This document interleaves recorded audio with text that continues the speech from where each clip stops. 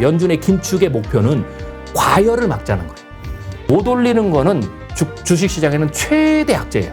다음번 대폭락 때 저가 매수할 때는 전략을 꽤 다르게 가지시는 게 좋습니다. 자기가 시나리오를 세워서 여러 가지 생각을 미리 해본다. 사실 이게 굉장히 중요한 거죠.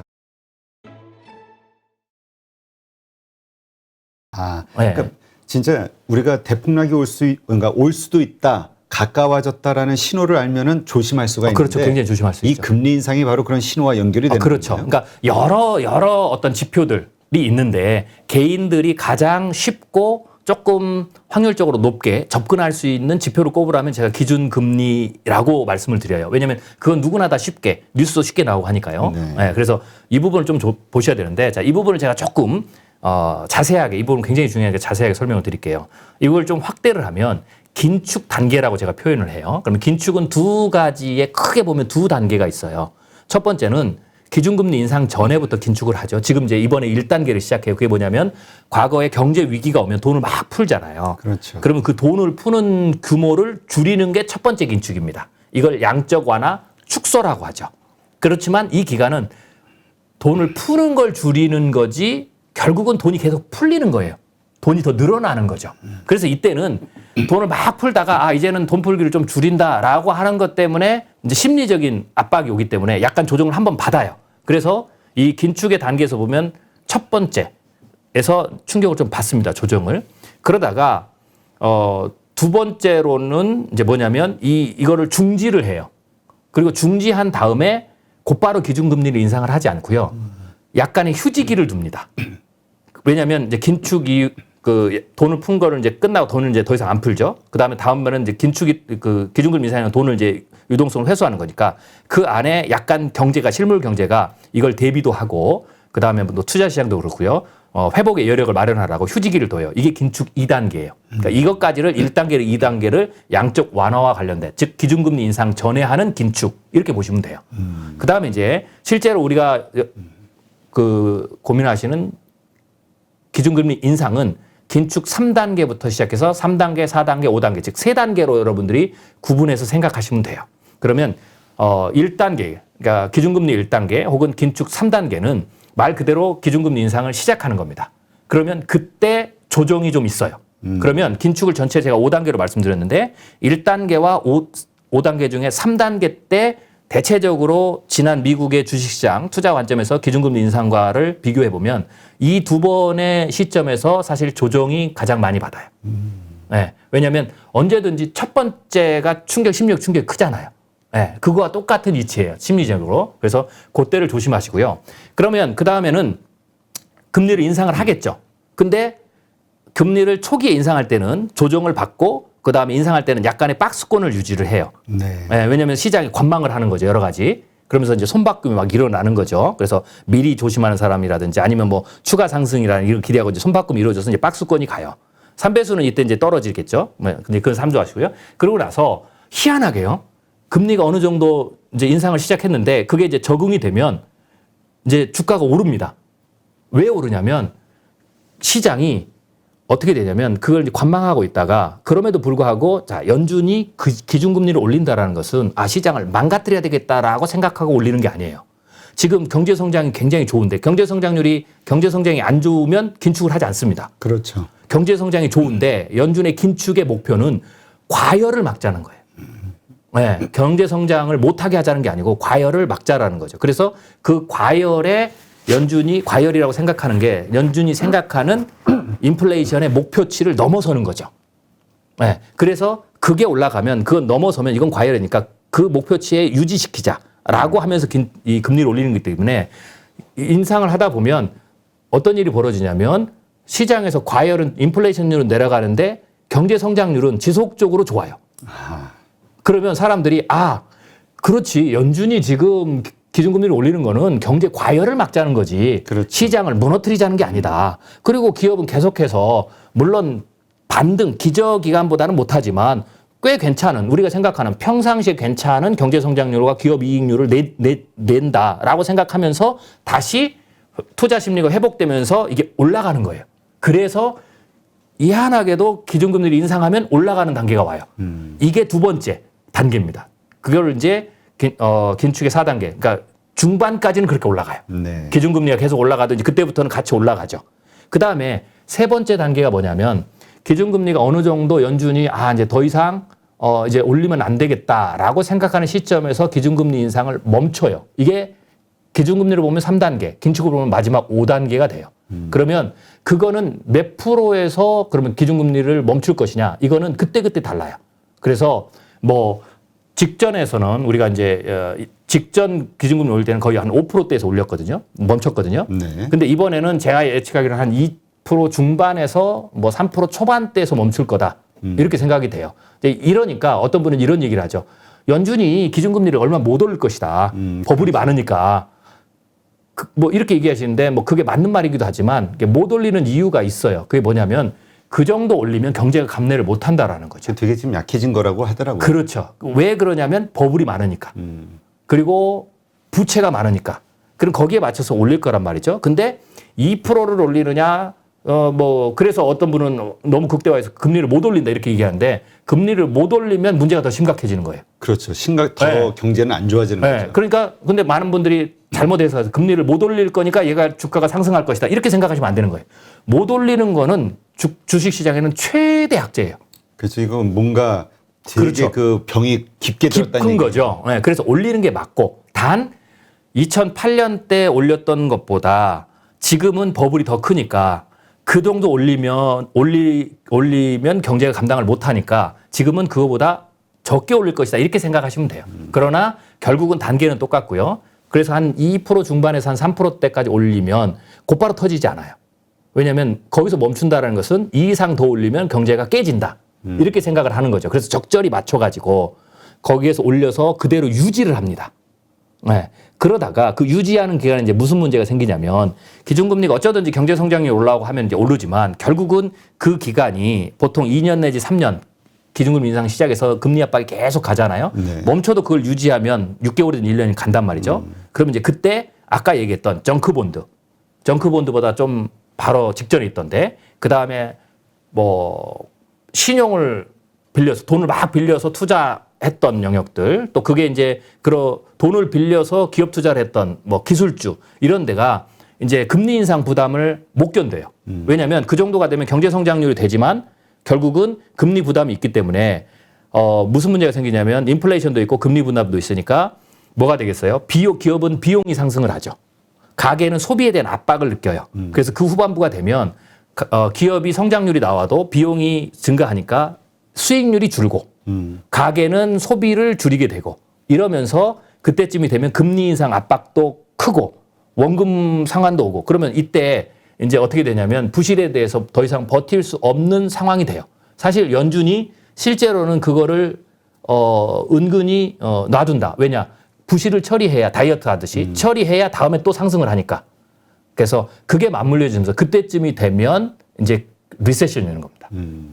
주식은 대폭락이 오죠. 그래서 이걸 종합해 보면 결국 금리 인상, 기준금리 인상을 시작하면 약간의 조정기 오고 박스권을 가다가 금리 인상이 계속 지속되면 그것을 긍정적 신호로 보고 다시 주가가 상승을 하고 그때 꽤 상승을 합니다. 그래서 제가 많이 상승한다고 하는 거예요. 네. 그리고 나서 이제 마지막 단계 금리 인상을 멈추면 그때 이제 얼마나 지속되는 것은 그때그때의 버블에 따라 달라요. 예를 들면은 2008년 터지기 전에는 금리 인상을 쭉 했다가 다시 약간 내렸다가 꽤 오래 지속을 하다가 크래시가 됐거든요. 어떤 때는 굉장히 빠르게 크래시가 되고 이거는 그때그때 달라요. 왜냐하면 쭉 이어질 때 얼마나 버틸 수 있느냐니까요. 그런데 이번에는 사실 오래 버티기는 힘들 거다라고 보는 거죠. 왜냐하면 버블이 많으니까. 그래서 그쯤이 되면 이제 그다음부터는 그냥 카운트다운이라고 보시면 돼요. 네. 결국 시간의 차이는 있지만 결국은 이제 경제가 리세션으로 들어간다. 그러면 경제가 리세션에 들어갈 때 채권 시장에 충격이 오고 그게 주식 시장으로 충격을 가서 버블 대붕괴가 온다라고 보면 되죠. 그래서 그 어떤 흐름을 여러분들이 이제 개인들은 어떤 그 대폭락의 전조를 판가름하시는데 중요한 신호로 보시면 됩니다. 그렇다면 최종적인 어떤 신호는 마지막 금리 인상.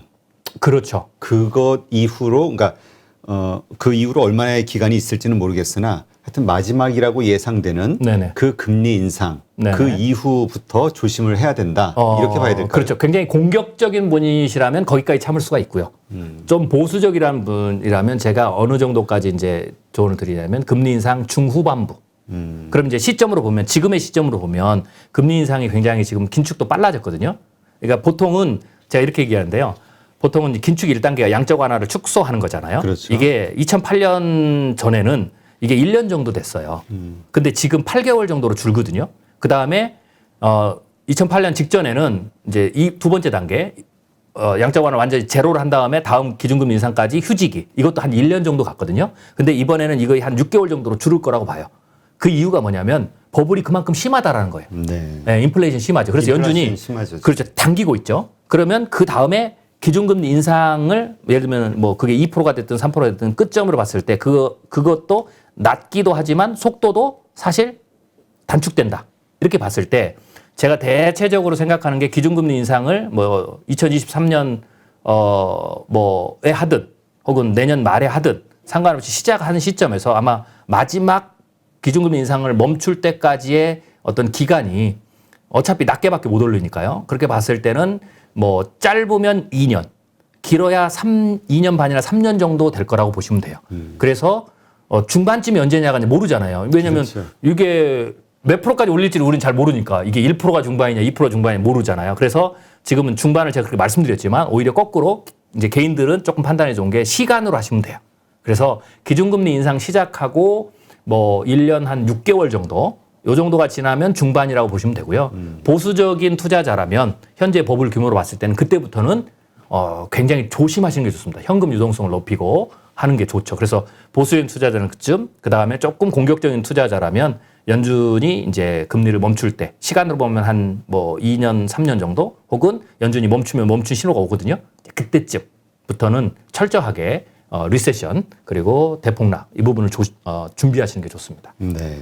그러니까 진짜 이제 그 많은 분들이 이렇게 생각할 수 있잖아요. 아, 그래, 그 신호 나오기 바로 직전까지 버블을 즐기다 나오자. 이런 네. 생각하시는 분도 그럴 수 있을 있죠. 거고. 그럼요.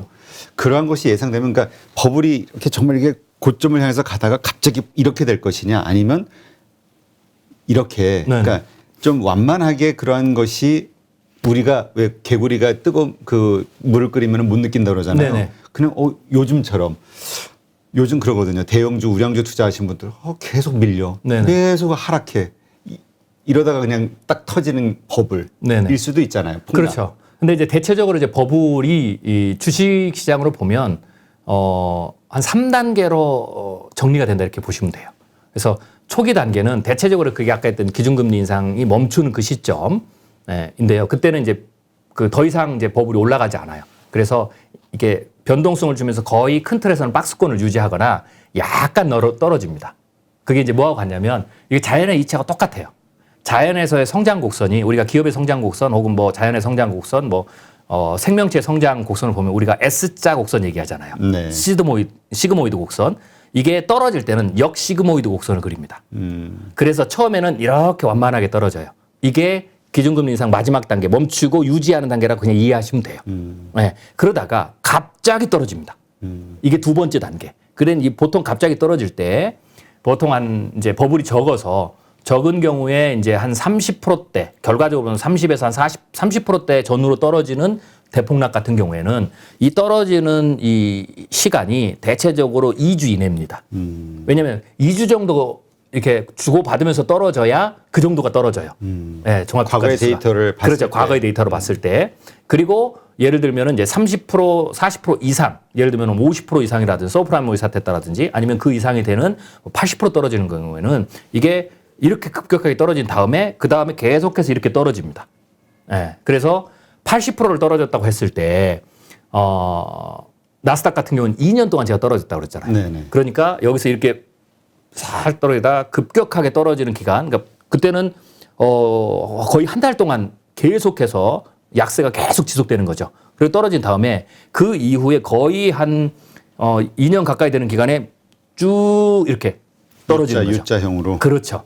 그리고 나서 이제 올라가는 거죠. 그래서 이렇게 버블이 3단계로 떨어진다라고 보시면 되는 겁니다. 그렇다면 우리 아까도 말씀하셨지만 가장 바닥에서 우리가 3배수 ETF를 사게 되면 네네. 큰 수익이 나는 거잖아요. 네네. 그럼 다시 매입을 할 수 있는 만약 그 폭락이 그렇죠. 왔다고 했을 때 시작이 됐어요.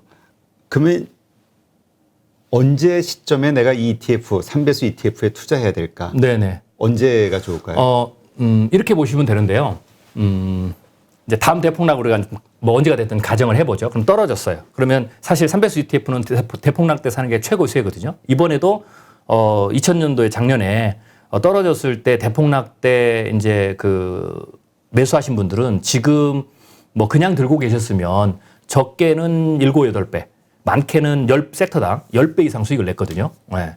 그리고 이제 앞으로도 더 오르는 거죠. 예. 그런데 이제 그래서 그때가 최고 그 시점인데 이제 이렇게 판단하셔야 돼요. 일단 제가 이제 원칙을 드리면 이제 다음번 이제 아직은 뭐 몇 년 후의 미래지만 이제 미리 이제 원칙을 드리면 그때 떨어질 때 나스닥은 피하셔야 돼요. 그러니까 쉽게 해서 TQQ는 피하셔야 된다는 얘기죠. 3배수. 왜냐하면 얼마나 떨어질지를 저도 가늠을 못 하겠어요. 그러니까 내가 한 뭐 나스닥 지수가 한 40% 떨어졌다. 그래서 많이 떨어졌다 생각하고 이제 거기에 준해서 3배수 같은 경우는 한 80% 정도 떨어졌겠죠. 그러면 그때 샀는데 이게 더 떨어질 수도 있어요. 그렇죠. 왜냐하면 바닥이 어딘지를 모르니까. 그렇죠. 문제는 더 떨어져도 사실은 그때 사도 나중에 올라가면 진짜 수익이 크죠. 80% 떨어진 걸 샀으니까 뭐 시간의 차이만 있겠죠. 근데 문제는 뭐냐면 왜 조심하냐면 이게 생각보다 꽤 많이 터지면 즉 예를 들면 최악의 경우 닷컴 버블 붕괴 때처럼 얘가 떨어지면 이게 올라가지 않고 계속 내려가서 바닥에서 있는 구간이 2년이 걸린단 말이에요. 그러니까 조심하시라는 거예요. 대신 2000년 버블 붕괴를 보면은요. 제가 아까 다우, S&P 500, 나스닥을 말씀드렸잖아요. 그때가 닷컴 버블이잖아요. 그렇죠. 그래서 닷컴 버블 때 나스닥이 거의 2년 동안 80% 이상, 81%까지 폭락했는데 여러분들이 그것만 아시지 다우 지수는 얼마나 폭락하셨는지 잘 모르세요. S&P하고는. 그렇죠. 관심이 없었으니까. 네. 똑같이 80% 떨어졌을 거라고 생각하시는데 그렇지 않아요. 그거는 30%에서 40%밖에 안 떨어졌어요. 그리고 반등했어요. 왜냐하면 닷컴 버블 붕괴이기 때문에 미래 나스닥 기술주에 대한 버블이 컸고 거기에 빠지는 거기 때문에 그 빠지는 시간이 2년이 걸린 거죠. 그렇죠. 그러니까 그게 없는 다우지수, 전통주나 혹은 그래도 좀 안전하다고 생각하는 이제 기술주가 포함된 S&P 500은 당연히 어떻게 됐어요? 덜 떨어졌죠. 나스닥은 그것부터 시작해서 잡주까지 다 들어있으니까 더 많이 빠진 거고 그거 해소되는데 시간이 오래 걸리는 거고 이게 없는 조금 우량한 걸로 있던 S&P라든지 아예 전통주 중심으로 된 거는 충격을 받을 일이 없죠. 그 정도에. 그렇죠. 그래서 그거는 떨어졌을 때 그 적게 떨어지고 반등도 빨랐죠. 저는 이번에 떨어지면 버블이 오를 때까지는 사실은 나스닥이 더 유리합니다. 더 훨씬 오르니까 버블이 훨씬 더 커요. 그래서 상승주에 대해서 전략을 세울 때는 나스닥을 관심을 가지면 좋겠지만 팡이나 이제 떨어지는 걸 대비해서 떨어졌을 때에 밑에서 다시 살 때에는 다음번에는 나스닥은 피하시고 S&P라든지 다우 쪽에 혹은 섹터로 보면 전통주 굴뚝, 그러니까 우리 그렇죠. 기계 굴뚝. 그렇죠. 그런 부분을 사서 수익을 올리시다가 나스닥이나 기술주는 관망하시는 게 좋아요. 그리고 어느 정도 보면 대체적으로 분석이 나와요. 우리 보통 주식 사면은 그 어떤 저항선을 뚫고 올라오는 그렇죠, 돌파하는 그렇죠. 시점 네. 거기서 사라 그러잖아요. 바닥에서 살려고 하지 그렇죠. 말고 네. 무크에서 그게 뭐 그렇죠. 무릎에서 사라는 네. 얘기인데 이것도 마찬가지로 바닥을 확인하고 올라온 시점을 확인하고 들어가야 된다. 그렇죠. 그래도 워낙 많이 떨어졌기 때문에 걔가 올라도 그 확실을 가지고 사셔도 수익률은 굉장히 크다.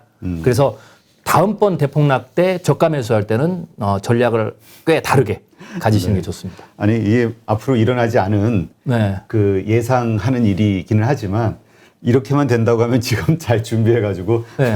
돈 좀 크게 벌 수 있을 텐데라는 생각이 문득 들어가지고 아유, 이건 뭐 제가 뭐 예측이라기보다는 원리니까요. 그게 원리니까. 그러니까 과거의 데이터로 그렇죠. 봤을 때. 과거의 데이터와 그 다음에 어차피 떨어지면 수치적 원리거든요. 그렇죠. 네. 그렇게 여러분이 상식적으로 생각하고 여러분의 생각을 더 하시면 됩니다. 근데 요거 하나 더 점검을 한번 봐보죠.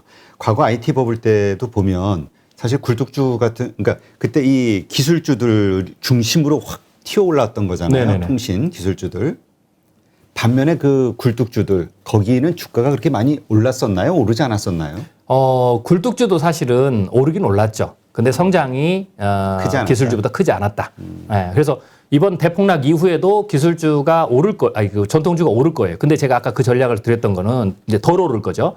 전략을 드린 거는 어쩌든지 뭐 덜 오르더라도 폭락을 하면 과폭락을 했기 때문에 전고 좀 회복은 된다는 거죠. 그게 전통주가 빠르니까 일단은 투자적 관점에서 보면 그쪽에서 수익을 먼저 내신 다음에 그리고 나서 나스닥은 천천히 기다려서 포트폴리오 전환을 그때 하시면 된다라는 거죠. 네. 그리고 이렇게도 보시면 돼요. 어쩌든지 대폭락이 와서 나스닥의 기술주들이 많이 떨어질 거예요. 테슬라부터 엔비디아 뭐 많이 떨어질 거거든요. 뭐 암호화폐도 그러고. 그러나 여러분이 옥석을 보셔야 할 게 그때는 가능하면 개별주는 조심하라고 제가 말씀을 드려요. 왜냐하면 보통은 1차 버블 붕괴 때 많은 기업도 사라져요. 예를 들면 우리가 닷컴 버블 때 우리나라 황제주가 새로운 기술이었어요. 그렇죠. 없어졌잖아요. 그렇죠. 네, 그러니까 그때는 누가 없어질지를 몰라요. 그러니까 그 폭락 기간에는 가능하면 종합주가지수 쪽으로만 가시고 혹은 섹터만 가시고 개별주는 테슬라는 저는 좀 살아남을 가능성이 굉장히 높다고 보는데 그럼에도 불구하고 모르는 일이에요. 그렇죠. 그래서 그때는 조심하시고 그리고 살아남는 기업이나 이렇게 완성이 돼요. 그러면 그 다음부터는 또 역시 어떻게 돼요? 기술주가 이제 회복세를 타기 시작하면 기술주가 전통주를 앞서는 수익률을 보일 겁니다. 그래서 그것도 2000 닷컴 버블 이후에도 실제로 그랬거든요. 그래서 그런 부분들은 왜냐하면 결국 그게 미래의 전통주가 될 거거든요. 네, 그래서 그렇게 여러분들이 생각하시면 전체적인 산업의 흐름이나 경제적 흐름이나 이런 것들 다 종합적으로 보시면 그런 어떤 조금 지혜로운 판단을 하실 수 있습니다. 네, 알겠습니다. 네. 하여튼 우리가 참 앞일을 알 수가 없으니까 정확하게 맞출 수만 있다면요, 우리 뭐 신이죠. 그러겠죠. 그러나 어쨌건 과거의 데이터를 그렇죠. 참고로 해서 그리고 이제 세상에 돌아가는 이치를 네. 판단해서 이런 것을 판단해서 이제 앞으로의 일을 한번 네. 이제 그 예상을 해본 그렇죠. 건데. 자기가 시나리오를 세워서 여러 가지 생각을 미리 해본다. 사실 이게 굉장히 중요한 거죠. 그렇죠. 그러니까 이제 이런 것들을 좀 기억에 담고 앞으로 전개되는 상황마다 한번 대입을 해보면서 그렇죠. 네. 네네. 또 왜냐하면 항상 대응이라는 게 있잖아요. 네네. 이렇게 현재 시점에서는 이런 시나리오를 만들어 놨지만 또 정부가 됐든 어떤 여러 가지 변수에 의해서 상황은 또 바뀌면서 또 조정이 달라질 수 있는 가능하죠. 거니까. 네. 그런데 이제 뭐 이렇게 이제 질문하신 분도 있어요. 만약에 그 내 시나리오 안 된다면 시나리오를 쓰는 생각해보는 뭐 이유가 없지 않느냐 필요성이. 근데 그렇지 않아요. 왜냐하면 시나리오라는 것은 뭐 미래를 예언하기 위해 만든 게 아니고 지금 말씀드린 대로 가능하면 다양한 측면에서 내가 생각을 다각도로 해보는 건 좋잖아요. 그래야 그렇죠. 의사결정을 더 현명하게 할 수 있죠. 그런데 설사 그렇게 해서 만들어서 시나리오가 지금 말씀드린 새로운 변수들이 나와가지고 틀려진다. 뭐 예를 들면 이 시나리오가 기준금리에 맞춘 거지만 만약에 갑자기 또 다른 팬데믹이 오거나 그렇죠. 혹은 막 전쟁이 일어나면 중동에 전쟁이 일어나면 그때 크래시가 올 수도 있거든요. 근데 이제 그거는 사실은 패턴적이 아니기 때문에 제가 말씀을 안 드린 거예요. 그렇죠. 기준금리는 선제지변이니까. 혹은 경기의 주기는 패턴적이니까. 그렇지만 그게 발생하면 바뀔 수도 있죠. 근데 그런 변수가 외부 변수가 급작스러운 변수가 오더라도 시나리오를 가지고 있는 사람이 훨씬 더 빠르게 대응할 수 있다. 이게 사실은 핵심이에요. 그래서 시나리오는 그대로 되지 않더라도 절대로 무용지물이 아닙니다. 네, 네네. 알겠습니다. 네, 오늘 이렇게 아주 좋은 인사이트 함께해 주신 부자들의 3배수 ETF 투자 시크릿 책의 저자이신 최윤식 박사님, 오늘 좋은 네네. 인사이트 감사했습니다. 네, 감사합니다.